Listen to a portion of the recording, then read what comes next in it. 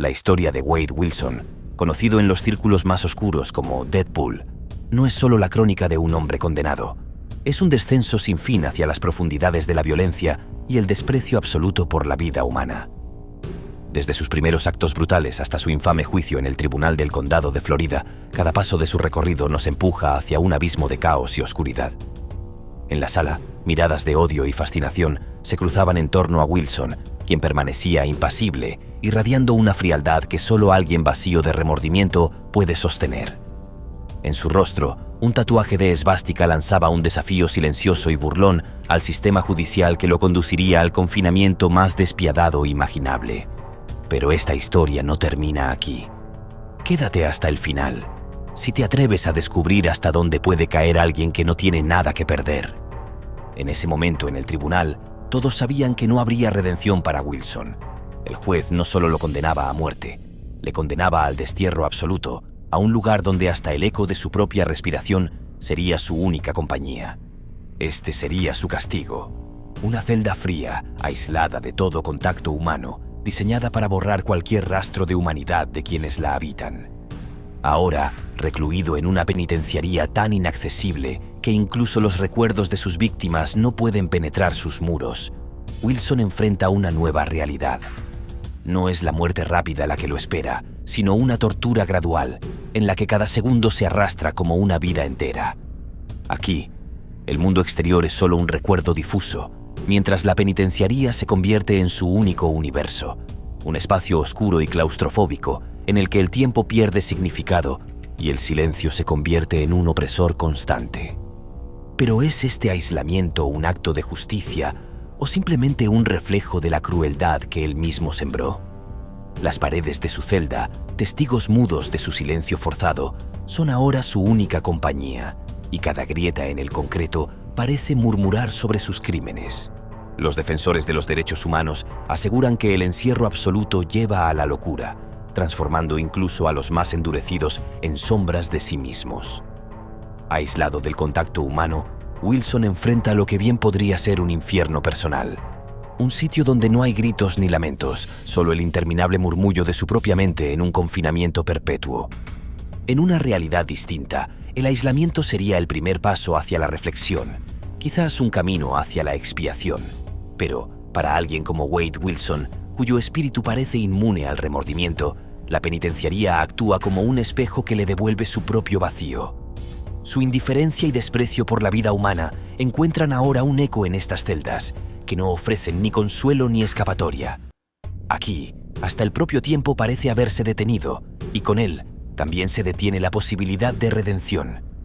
En esta prisión inquebrantable, Wilson permanece inmovilizado, y el peso de sus crímenes lo arrastra al abismo en un aislamiento que ni siquiera la muerte podría superar.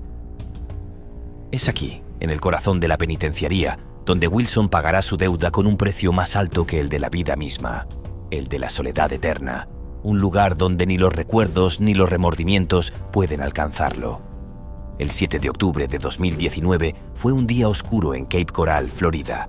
La comunidad quedó sacudida por una serie de crímenes que parecían salidos de una pesadilla. Una mujer fue brutalmente estrangulada en su hogar, otra desapareció en su camino al trabajo y una tercera fue atacada. En medio de este caos, una casa fue saqueada. Todas estas atrocidades tenían algo en común. El perpetrador era Wade Wilson, un hombre cuyo desequilibrio y peligrosidad serían evidentes muy pronto. La noche del 6 de octubre, Christine Melton, una mesera de 35 años, decidió salir a divertirse junto a su amiga Stephanie. Ambas acudieron al Bout Bar para disfrutar de la música de una banda local, Wade Wilson, conocido como J.R. Esa noche, estaba en el mismo lugar junto a su novia, Melissa. Durante la velada, Wade y Melissa tuvieron una fuerte discusión, lo que llevó a Melissa a marcharse, dejando a Wade con el auto de ella. En el transcurso de la noche, Wade se unió a Christine y Stephanie, presentándose con un carisma que ocultaba su verdadero peligro. Al cerrar el bar a las 2 de la madrugada, todos decidieron ir a la casa de Jason, donde Stephanie y Jason conversaban mientras Wade y Christine compartían momentos en una habitación. Sin embargo, al intentar regresar, Wade mostró problemas para manejar el auto de su novia, algo que despertó la curiosidad de las mujeres. Finalmente, Stephanie y Christine optaron por pedir un servicio de Uber. Wade insistió en acompañarlas y dejó el coche atrás. Lo que Christine no sabía es que su vida estaba en grave peligro. Una vez a solas, Wade la atacó sin piedad. El brutal ataque culminó en el asesinato de Christine. Wade intentó meter su cuerpo en el maletero del auto, pero no pudo hacerlo solo y terminó robando su vehículo, un Nissan negro. A las 9 de la mañana comenzó a contactar a Melissa, quien aún estaba molesta por la discusión. Sin que ella lo supiera, el auto que él manejaba no solo era robado, sino también el último lugar donde Christine había estado con vida. Horas después, Wade se cruzó con Diane Ruiz, una mujer de 43 años que se dirigía a su trabajo. Logró convencerla de subir al auto y, sin miramientos, la atacó mientras conducía. Diane intentó defenderse, pero Wade la empujó fuera del vehículo. Él continuó el ataque atropellándola repetidas veces hasta acabar con su vida. Cubrió su cuerpo con escombros en un terreno baldío y se marchó. La serie de crímenes continuó mientras Wade retornaba a Fort Myers, donde se encontró con la policía. Sin embargo, los agentes no estaban al tanto de los asesinatos. Solo tenían un reporte de agresión leve por el ataque a Melissa, lo que no justificaba una persecución. Wade volvió a Cape Coral y confesó a un conocido que había matado a 2 personas, aunque este lo tomó con incredulidad al principio. Sin recibir ayuda, Wade irrumpió en una casa rompiendo una ventana, pero por fortuna, los propietarios no estaban en casa. Aprovechó la soledad de la casa para llamar a su padre, quien, ante la gravedad de lo que escuchaba, decidió dar aviso a la policía, proporcionando la ubicación exacta de su hijo. Finalmente, Wade fue arrestado y tan solo 13 días después, un jurado recomendó la pena de muerte tras una deliberación de apenas 1 hora y media. Los 274 hombres que se encuentran en el corredor de la muerte en Florida están recluidos en la institución correccional de Unión, ubicada en Rayford, un lugar que muchos consideran un infierno viviente. Este establecimiento no solo es famoso por su papel en el sistema penitenciario, sino que se ha ganado una reputación aterradora por las condiciones inhumanas que experimentan los reclusos. Con una capacidad para 1.486 reclusos, las paredes de esta fortaleza parecen absorber los gritos de desesperación, mientras que el aire denso y cargado de opresión intensifica el miedo que inunda el lugar. Rayford se erige como un espacio olvidado y aislado, donde el tiempo parece avanzar lentamente, al igual que las vidas de aquellos que, encerrados en su interior, esperan un destino final que, a veces, parece una liberación. Las celdas en el corredor de la muerte son claustrofóbicas, midiendo aproximadamente 1.80 por 2.70 metros. Estas pequeñas habitaciones actúan como tumbas verticales, donde los prisioneros deben lidiar con el silencio y la desesperación. Cada día, la claustrofobia se vuelve más opresiva, y las paredes, en su cruel rigidez, parecen cerrarse lentamente alrededor de cada hombre que espera su destino. La agonía de la espera se intensifica a medida que los reclusos son trasladados a las temidas celdas de observación cuando se acerca la fecha de su ejecución. Estas celdas son un poco más grandes, pero aún más sofocantes, lo que solo aumenta el terror de la inminente muerte. Cada segundo en este lugar es una tortura mental, donde la esperanza se desvanece antes de que el cuerpo sea llevado a la cámara de ejecución. El régimen alimenticio en estas instalaciones es otro aspecto inquietante. Las comidas se sirven de manera casi ceremonial, entregadas en carritos aislados. Sin embargo, cada bocado está impregnado de un profundo vacío. La comida es tibia e insípida, recordando cruelmente a los prisioneros que el tiempo sigue avanzando y que su ejecución se aproxima. La falta de confort es omnipresente, con celdas frías y húmedas, sin aire acondicionado, mientras que las horas pasan lentamente, marcadas solo por el zumbido distante de radios que apenas pueden distraer de la opresiva realidad. Cuando Wade Wilson sea trasladado al corredor de la muerte, su verdadero infierno comenzará. Allí, en la penumbra de su celda, escuchará los ecos lejanos de ejecuciones pasadas, imaginando su propio final mientras el sudor frío recorre su frente. La ducha, un alivio mínimo, solo puede disfrutarse cada 2 días. Cada gota de agua se convierte en el tic-tac de un reloj que cuenta los minutos hasta lo inevitable. Cuando finalmente sea llamado y la orden de ejecución sea firmada, Wade será transferido a un estado de vigilancia, donde se le permitirá hacer una última llamada telefónica, una última conexión con un mundo que parece haberlo olvidado. Su vestimenta durante este oscuro capítulo de su vida consistirá en una camiseta naranja y pantalones azules. el uniforme distintivo que llevan todos los prisioneros. La anticipación de su ejecución no es solo una espera pasiva, es un purgatorio insoportable donde la muerte puede parecer un alivio bienvenido. Antes de que llegue ese fatídico momento, los condenados tienen la opción de solicitar una última comida, un ritual escalofriante que despierta tanto la curiosidad como la angustia. Wade Wilson, al igual que muchos de sus compañeros, podría solicitar esta última comida, pero la carga del miedo que lo acecha podría eclipsar cualquier sabor que alguna vez disfrutó. La solicitud de Wilson para acelerar su ejecución es desconcertante. A pesar de ser considerado uno de los individuos más perturbados de su tiempo, Wade no ha mostrado señales de arrepentimiento. Su comportamiento frío y distante durante el juicio dejó claro que no experimentaba remordimiento ni empatía, incluso mientras las familias de sus víctimas luchaban contra la devastación emocional que había causado. La extraña decisión de apresurar su ejecución plantea preguntas inquietantes. ¿Busca acortar su propia agonía? ¿O es que hay algo más oscuro y perturbador en su mente que lo lleva a desear esta liberación? Al acercarse su final, Wade Wilson se convierte en el epítome de un hombre que ha destruido familias enteras, que ha perpetrado crímenes tan horrendos que las palabras parecen insuficientes para describir la magnitud de su horror. Su ejecución es inminente, un hecho que podría materializarse en días, semanas o incluso en el próximo mes. A medida que los días avanzan en esta existencia sombría, surge una pregunta inevitable. ¿Qué pasará en su mente mientras se enfrenta a su destino? El deseo de Wade de ser el primero en ser ejecutado y su disposición para confesar crímenes adicionales no solo muestran su falta de remordimiento, sino también una mente atormentada que parece buscar una forma de control en un mundo donde ha sido despojado de su libertad. La naturaleza de sus crímenes lo ha llevado a una vida de horror y sufrimiento, tanto para él como para las familias de sus víctimas, y ahora, en la penumbra del corredor de la muerte, se enfrenta a la consecuencia final de sus actos. Este relato desgarrador y perturbador nos deja a todos preguntándonos sobre la naturaleza de la justicia. ¿Es la pena de muerte una forma de justicia adecuada o perpetúa un ciclo de violencia y sufrimiento que nunca termina? Las opiniones sobre este tema son variadas y apasionadas. Algunos creen firmemente en la necesidad de una retribución, mientras que otros abogan por la rehabilitación y la reintegración de los delincuentes a la sociedad. La discusión sigue abierta, y el caso de Wade Wilson es un recordatorio escalofriante de la complejidad y la gravedad de tales dilemas morales. La pena de muerte es un tema que provoca muchas emociones, y el proceso de ejecución es uno de los momentos más intensos y controvertidos. Vamos a sumergirnos en cómo se llevan a cabo estas ejecuciones en Florida, revelando tanto los métodos como las tradiciones que rodean estos momentos finales. En Florida, uno de los métodos más comunes de ejecución es la inyección letal. Este procedimiento se lleva a cabo en una sala de ejecución especialmente diseñada, que parece un quirófano, pero con una atmósfera sombría y cargada de tensión. La inyección letal implica administrar una combinación de estupefacientes que, en teoría, buscan provocar la muerte de manera indolora.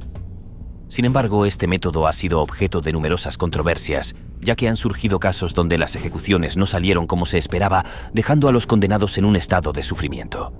Imagínate estar allí, sintiendo la presión del momento, mientras las luces brillan intensamente y el silencio se siente como un peso en el aire. Además de la inyección letal, Florida también tiene la opción de la silla eléctrica y el fusilamiento, aunque estos métodos se utilizan mucho menos. La silla eléctrica, en particular, evoca imágenes de un pasado sombrío y despierta un sinfín de debates sobre la humanidad del castigo. ¿Es realmente un método efectivo o simplemente una representación de un tiempo más oscuro? Los testimonios sobre estos métodos varían, pero todos coinciden en que la ejecución es un proceso profundamente angustiante. Una de las tradiciones más intrigantes y perturbadoras que rodean a las ejecuciones es el ritual de la última cena. A cada prisionero se le ofrece la oportunidad de solicitar una comida especial antes de su ejecución, pero hay un límite de presupuesto que suele ser de $20. Esto puede parecer poco, pero para alguien en su situación es una última oportunidad para experimentar un momento de confort en medio de la agonía. Imagina a Wade Wilson, por ejemplo, mientras piensa en su elección. ¿Optará por su plato favorito o elegirá algo más simbólico? Las elecciones suelen ser tan variadas como los propios condenados, desde una simple hamburguesa hasta platos más elaborados. Sin embargo, a menudo hay algo perturbador en esta última cena, como si cada bocado estuviera impregnado de una mezcla de miedo y resignación. Cada vez que un prisionero toma un bocado, está consciente de que su tiempo está contadísimo. Este momento se convierte en un eco de lo que ha perdido y de lo que está por venir. Finalmente, llega el momento crucial. Cuando la hora de la ejecución se acerca, los prisioneros son trasladados a la sala de ejecución, un lugar cargado de una tensión palpable. Los funcionarios del Estado, los testigos y, en ocasiones, los miembros de la familia de las víctimas están presentes, creando un ambiente que se siente casi surrealista. El condenado se sienta en una camilla, sus manos y pies atados para evitar cualquier movimiento brusco. Los médicos y el personal se preparan. El ruido de los monitores cardíacos resuena en la sala y el aire está impregnado de un silencio sepulcral. Cuando se inician las inyecciones, el condenado puede sentir la presión del momento. Cada segundo es una mezcla de miedo y resignación. La sala está silenciosa, solo interrumpida por el sonido de las máquinas y el murmullo bajo de los observadores. Es un momento que capta la esencia de la justicia en su forma más cruda y al mismo tiempo más inquietante. La pena de muerte, con su proceso de ejecución, nos enfrenta a preguntas profundas sobre la moralidad y la justicia. Nos obliga a preguntarnos si es correcto que un sistema tenga el poder de quitar una vida. Cada ejecución, cada historia, cada prisionero nos recuerda que detrás de la ley y el castigo hay seres humanos que sienten, que temen, que esperan. Es una realidad dura, donde el fin de la vida de una persona también es el cierre de un capítulo para las familias que han sufrido la pérdida. Y al final, cada ejecución es un recordatorio de lo que está en juego en nuestra búsqueda de justicia. Con todo esto, te invitamos a reflexionar. ¿Es realmente la pena de muerte una solución justa? ¿Estamos dispuestos a cargar con el peso de decisiones que pueden cambiar vidas para siempre? Estas son las preguntas que quedan flotando en el aire, como un eco en el corredor de la muerte. El caso de Wade Wilson y su tiempo en el corredor de la muerte de la Institución Correccional de Unión en Florida nos ofrece una mirada inquietante a los aspectos más oscuros del sistema de justicia penal. Desde las condiciones desoladoras en las que viven los 274 hombres en el corredor, encerrados en celdas que parecen más tumbas verticales que prisiones, hasta la angustiosa espera de la ejecución, la historia de Wilson destaca la lucha interna que enfrentan aquellos condenados a muerte. Estos hombres no solo enfrentan la condena de sus crímenes, sino también la carga psicológica de un tiempo interminable en un lugar que se siente como un infierno viviente. La decisión de Wilson de acelerar su propia ejecución, renunciando a los recursos legales y confesando otros crímenes, plantea preguntas perturbadoras sobre su estado mental y su percepción de la muerte. ¿Buscaba alivio de la agonía de la espera? ¿O había algo más oscuro en su deseo de finalizar su vida de una manera tan abrupta?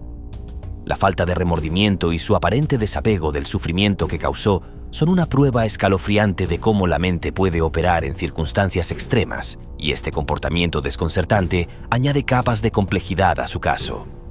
Además, el proceso de ejecución en sí mismo, con su ritual de la última cena y el uso de métodos como la inyección letal, despierta un debate sobre la moralidad y la ética de la pena de muerte. A pesar de ser un mecanismo diseñado para impartir justicia, la pena capital también refleja la naturaleza del sufrimiento humano y el dilema de un sistema que decide cuándo y cómo se debe poner fin a una vida. Las tradiciones que rodean las ejecuciones, desde la elección del último alimento hasta el silencio opresivo de la sala de ejecución, nos confrontan con la realidad de que detrás de cada condena hay una historia de dolor, pérdida y un profundo deseo de redención. Wade Wilson, conocido macabramente como el asesino de Deadpool, fue condenado a muerte por el brutal asesinato de Christine Melton, un crimen que el juez Nicholas Thompson describió como atroz y cruel. Junto con la fiscal Sarah Miller y su colega Andrés Gardner, el tribunal no dudó en sentenciar a Wilson con el máximo castigo permitido. Además de la pena capital por el asesinato, recibió una condena de 5 años adicionales por robo de vehículo. Sin embargo, lo que convirtió su caso en un hito fue el cambio legislativo reciente en Florida. Hasta abril de 2023, una sentencia de muerte requería unanimidad del jurado. Con la nueva ley, bastan 8 votos a favor para condenar a un acusado. Wilson se convirtió en el primer recluso en recibir la pena de muerte bajo esta regla, destacando la transformación en el sistema judicial del Estado. Pero la trayectoria de Wilson hacia el corredor de la muerte no se limitó al homicidio. Enfrentó además cargos por tráfico de anfetaminas y conspiración, sumando 12 años más a su historial criminal. Estos delitos fueron descubiertos gracias a investigaciones dentro de la cárcel del condado de Lee, donde incluso se le vinculó con una red de narcotráfico operando desde prisión. En un giro irónico, Wilson sobrevivió a una sobredosis bajo custodia, lo que subrayó su turbio paso por el sistema penitenciario. En 2020, su intento de fuga junto a otro recluso puso en jaque la seguridad del penal de Lee. Aunque el plan fue frustrado, el incidente reafirmó su perfil como un individuo peligroso y calculador. Tras su traslado a Rayford, se unió a los 274 prisioneros que comparten la incertidumbre del corredor de la muerte, enfrentando una rutina rígida y aislada que apenas permite destellos de humanidad. El caso de Wade Wilson no solo encarna los extremos del sistema judicial estadounidense, sino que también ha alimentado un feroz debate. Su condena coincidió con protestas frente al tribunal, donde grupos a favor y en contra de la pena de muerte expresaron sus posturas.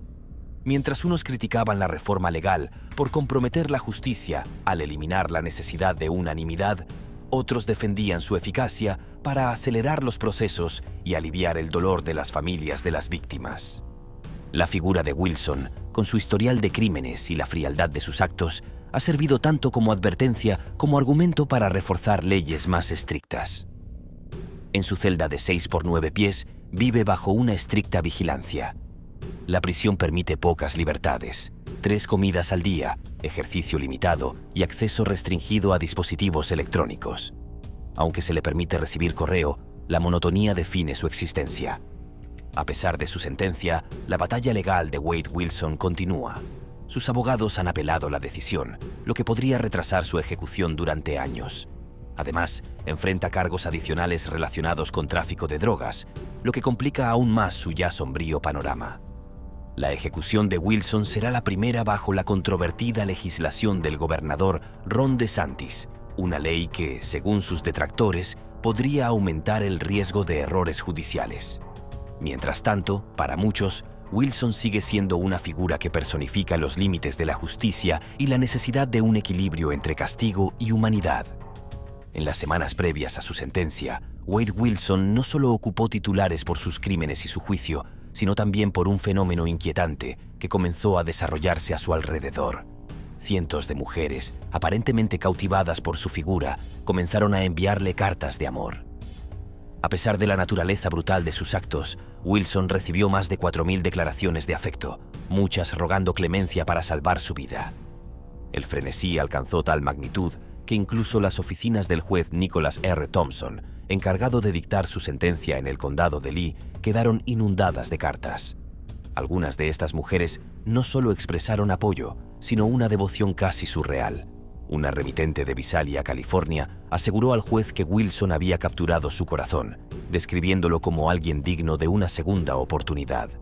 Otra mujer, una madre de 2 hijos, justificó su apoyo señalando que Wilson parecía haber cambiado desde que empezó a recibir tratamiento en prisión, describiéndolo como alguien más saludable y lleno de vida. Pero, ¿qué lleva a tantas mujeres a idealizar a un criminal convicto? Este fenómeno, tan perturbador como fascinante, encuentra respuestas en lo psicológico y lo social. Uno de los conceptos más discutidos en casos como este es la hibristofilia, una condición en la que las personas sienten atracción romántica o sexual por quienes han cometido actos violentos o impactantes. También conocido como el síndrome de Bonnie y Clyde, este comportamiento no es nuevo, pero casos como el de Wilson lo traen de nuevo al foco de atención. Para algunas mujeres, el atractivo de Wilson radica en el peligro. Estar cerca de alguien considerado tan amenazante resulta emocionante, casi como una descarga de adrenalina similar a la que se busca en deportes extremos o actividades arriesgadas. A esto se suma el encanto del chico malo, una imagen que Wilson encarna a la perfección con sus penetrantes ojos azules y su aspecto rudo. Su figura alimenta una fantasía de rebeldía contra las normas sociales, un juego peligroso con lo prohibido que, para muchas, se convierte en una atracción irresistible. Sin embargo, este fenómeno también abre un debate sobre las construcciones sociales y la psicología de quienes se sienten atraídas por figuras como Wilson. ¿Es solo una búsqueda de emociones fuertes o hay algo más profundo detrás de este comportamiento? En cualquier caso, este episodio de Cartas amorosas a un criminal es otro recordatorio de los oscuros rincones de la fascinación humana. Lo cierto es que la historia de Wade Wilson es una de esas narrativas que parecen salidas de una macabra novela de crímenes, pero con el oscuro giro de que todo ocurrió en la vida real. La obsesión que el caso despertó en un sector del público no solo revela el impacto de los medios y las redes sociales en la percepción de los criminales, sino que también saca a la luz profundas complejidades psicológicas que hacen que algunos vean en los actos más horrendos una oportunidad para la fascinación y, en casos extremos, el romance. Durante el juicio de Wade Wilson, los medios de comunicación lo retrataron de una manera que resultó ser combustible para la extraña obsesión que muchas mujeres comenzaron a desarrollar hacia él. A menudo descrito como tranquilo, controlado e incluso carismático, el retrato mediático suavizó en cierta medida la percepción de sus atroces crímenes. Este enfoque permitió que algunas personas lo vieran como alguien incomprendido, una figura que no representaba el peligro que sus actos sugerían. Sin embargo, esta narrativa no se limitó a las salas del tribunal.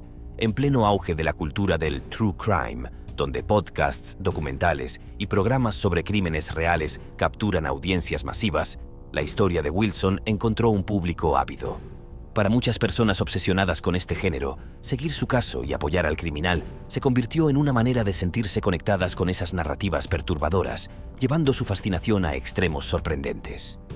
El impacto de las redes sociales en la obsesión por Wilson. Las redes sociales jugaron un papel crucial en amplificar esta fascinación.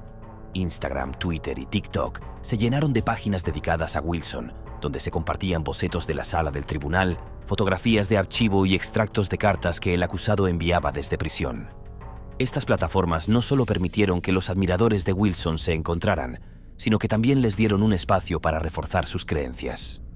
Algunas mujeres llevaron su obsesión mucho más allá de las publicaciones en línea.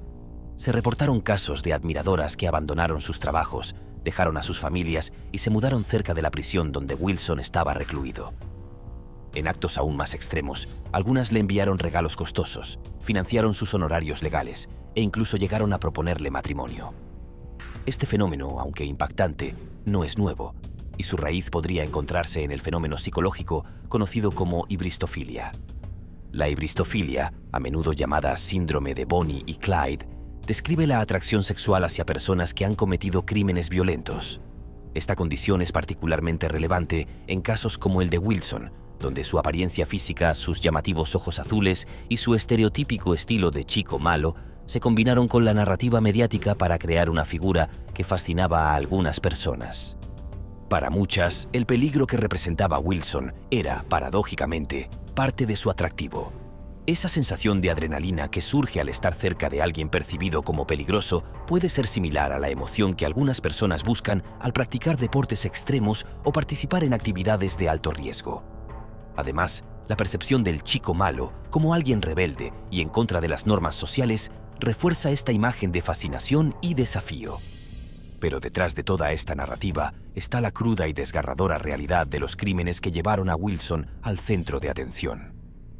El 7 de octubre de 2019, Wade Wilson, entonces de 30 años, emprendió una aterradora ola de asesinatos en Florida que dejó 2 víctimas: Christine Melton, de 35 años, y Diane Ruiz, de 43 años. Su brutalidad le valió el apodo de El criminal de Deadpool, debido a la similitud de su nombre con el personaje de Marvel. Melton fue la primera víctima. Wilson la conoció en un bar, y tras ganarse su confianza, ambos terminaron en la casa de ella. Mientras Melton dormía, Wilson la estranguló y la golpeó con una barra de cortina, dejando su cuerpo atado con sábanas y ropa, con las muñecas sujetas con un pañuelo blanco. La escena del crimen fue descrita como escalofriante, con una barra de cortina ensangrentada encontrada cerca del cuerpo. Al día siguiente, Wilson volvió a atacar. Esta vez, la víctima fue Diane Ruiz, a quien abordó en la calle con el pretexto de pedir direcciones. Cuando Ruiz intentó alejarse, Wilson la estranguló, la arrojó al suelo y la atropelló repetidamente con su vehículo. La autopsia reveló 11 costillas fracturadas, un hueso hyoides roto y severos hematomas internos y externos.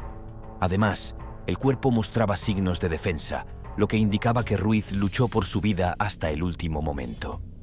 La captura de Wilson ocurrió gracias a la intervención de su propio padre, Steven Testa.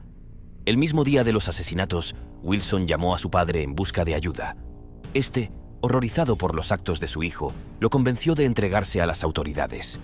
Durante el juicio, Testa testificó en contra de Wilson, compartiendo detalles inquietantes sobre las confesiones de su hijo y el tono aparentemente despreocupado con el que describió los crímenes.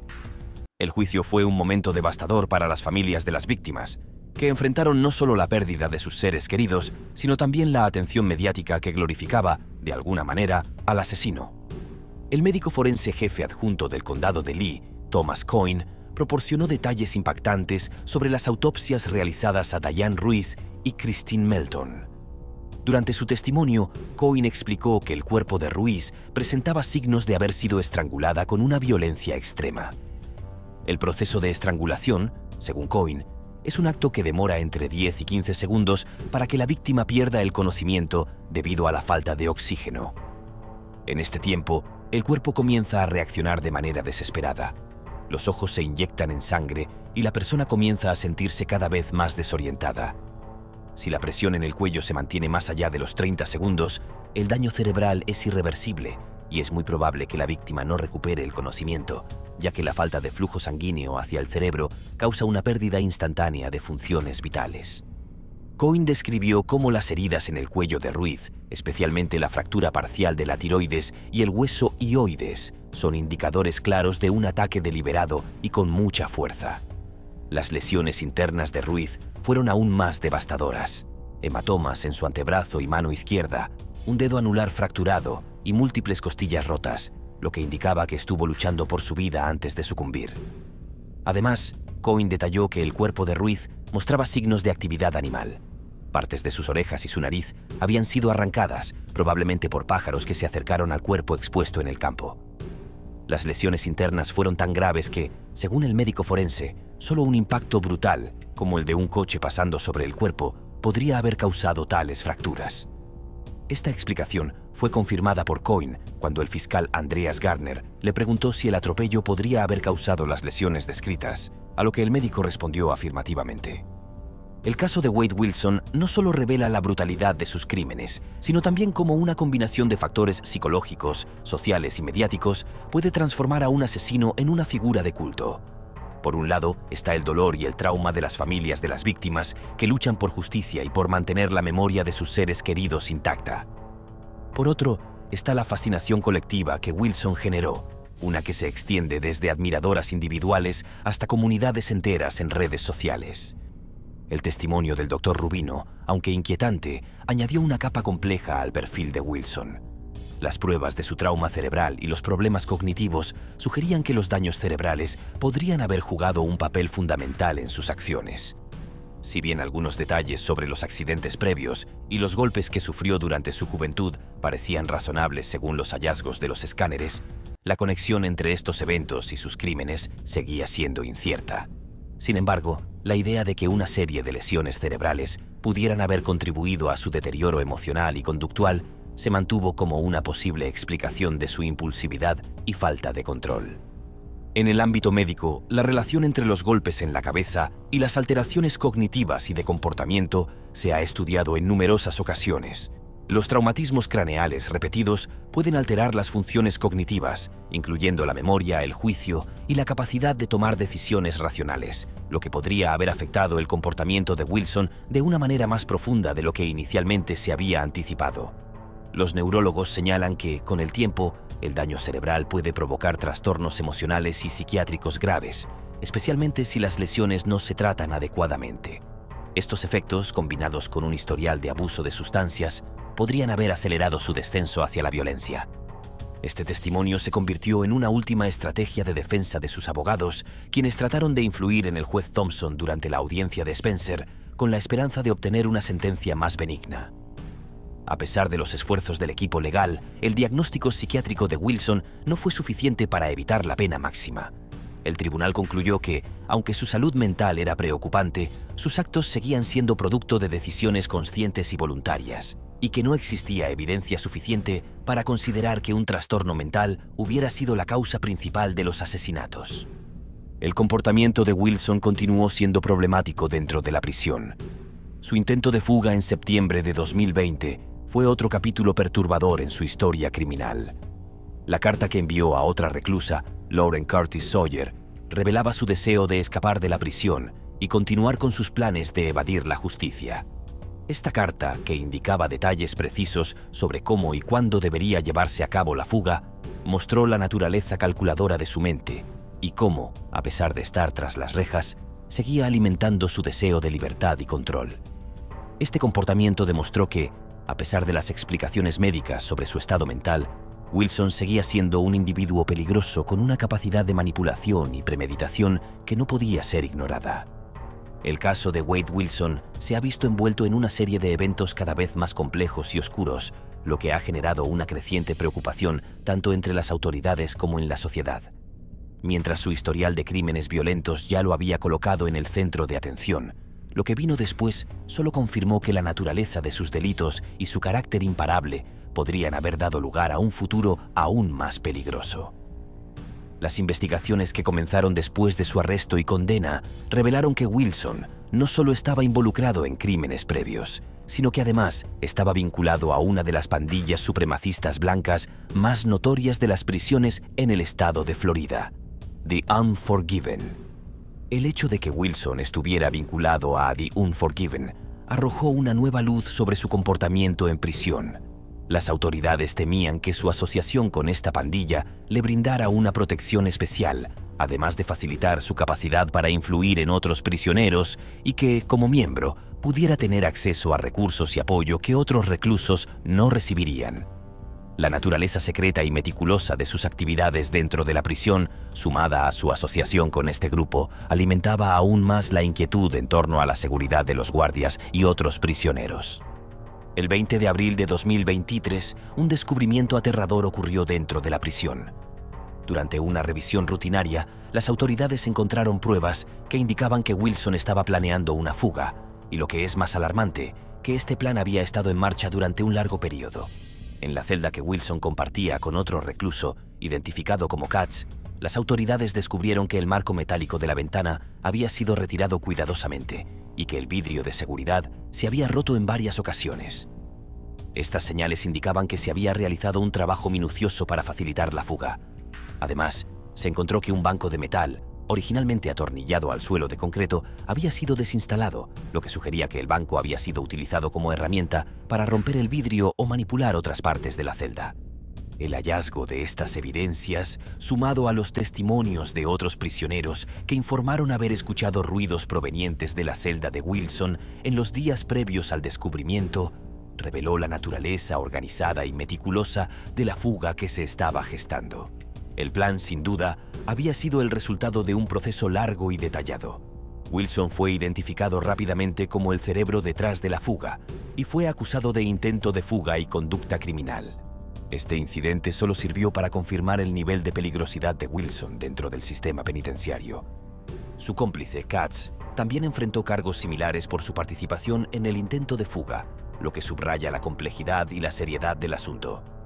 Las autoridades no podían ignorar la posibilidad de que Wilson, dado su perfil y su vinculación con una de las pandillas más poderosas, tuviera planes más grandes, y su intento de fuga solo demostró su determinación y capacidad para ejecutar planes peligrosos, incluso dentro de las paredes de una prisión de alta seguridad. Sin embargo, el intento de fuga no fue el único incidente que levantó alarmas en torno a Wilson. El 20 de abril de 2023, las autoridades realizaron una inspección en la unidad Cata 9 del Centro de Recepción del Condado de Lee, lo que condujo a otro descubrimiento inquietante. Durante la revisión, se encontraron 2 bolsas de metanfetamina, junto con cigarrillos, encendedores y pastillas narcóticas. Lo más alarmante de este hallazgo fue que las drogas no solo estaban siendo transportadas dentro del centro penitenciario, sino que también se descubrió que un recluso con privilegios especiales había entregado las sustancias a otro prisionero, quien luego las pasó a Wilson y a otros compañeros de prisión. Las autoridades comenzaron a investigar el origen y la circulación de las drogas dentro del sistema penitenciario, lo que llevó a la identificación de una red de tráfico de narcóticos operando dentro de la prisión. A través de las grabaciones de video, los oficiales descubrieron intercambios entre Wilson y una mujer llamada Bonnie Wiggins, quien aparentemente estaba involucrada en el tráfico de drogas y había mantenido contacto con Wilson en múltiples ocasiones. Estas grabaciones evidenciaron conversaciones en las que Wilson discutía la distribución de narcóticos dentro de la prisión, lo que generó más preocupaciones sobre la cantidad de influencia que tenía dentro del sistema carcelario. Este nuevo hallazgo resultó en el arresto de 6 personas, incluidos Wilson y su cómplice Bonnie Wiggins, todos acusados de tráfico de drogas. La implicación de Wilson en actividades de narcotráfico dentro de la prisión fue un golpe devastador tanto para su defensa como para la seguridad de las autoridades penitenciarias. Este descubrimiento no solo confirmó que Wilson no había dejado atrás sus tendencias criminales, sino que también reveló un nivel de organización y control dentro de la prisión que podría haber amenazado la seguridad de todo el complejo. Dado el creciente número de incidentes que involucran a Wilson, su futuro en prisión parece cada vez más incierto. La combinación de sus antecedentes violentos, su asociación con una pandilla supremacista blanca y su implicación en actividades de tráfico de drogas dentro de la cárcel ha puesto en alerta a las autoridades. El apoyo de sus seguidores fuera de la cárcel ha añadido una capa de complejidad al caso. Muchas personas han mostrado simpatía por Wilson, a menudo a través de las redes sociales, lo que ha generado un culto de seguidores que continúan defendiendo su inocencia o justificando sus crímenes. Esto ha alimentado un debate sobre la moralidad y el sistema de justicia en Estados Unidos, especialmente cuando se trata de figuras tan polarizantes como Wilson. En el fondo, la historia de Wade Wilson plantea una pregunta inquietante. ¿Hasta qué punto la sociedad puede encontrar justicia en medio de crímenes tan atroces? Quizás nunca haya una respuesta clara, pero su caso seguirá siendo recordado como un ejemplo de cómo las leyes y las emociones chocan en la búsqueda de justicia. ¿Qué te parece la forma en la que mucha gente empatiza con delincuentes, ya sea por su atractivo físico o emocional? Me encantaría conocer tu opinión en los comentarios. Si no quieres perderte más contenido exclusivo como este, suscríbete, dale me gusta y activa la campanita de notificaciones. Nos vemos en el próximo video.